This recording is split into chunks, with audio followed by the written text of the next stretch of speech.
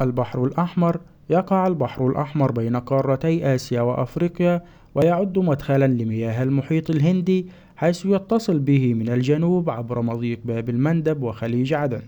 ويعرف البحر الأحمر بأسماء تاريخية أخرى مثل بحر الحبشة وبحر القلزم. الحدود: الشمال شبه جزيرة سيناء وخليج العقبة وخليج السويس الذي يؤدي إلى قناة السويس. في الجنوب مضيق باب المندب وخليج عدن. الغرب: مصر والسودان وأريتريا وجيبوتي. الشرق: المملكة العربية السعودية واليمن. المساحة: تقدر مساحة البحر الأحمر بنحو 438 ألف كيلومتر مربع. العمق: يبلغ أقصى عمق للبحر الأحمر 2250 مترا، بينما يبلغ متوسط عمقه 490 مترا. الدول المطلة عليه: هناك 8 دول تطل على البحر الأحمر، هي المملكة العربية السعودية واليمن ومصر والسودان وأريتريا وجيبوتي وفلسطين من خلال ساحل مدينة إيلات، والأردن على خليج العقبة فقط.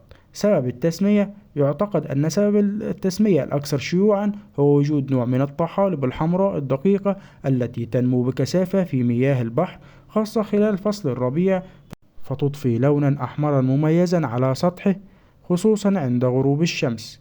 لا تنسى الاشتراك في القناة، والسلام عليكم ورحمة الله وبركاته.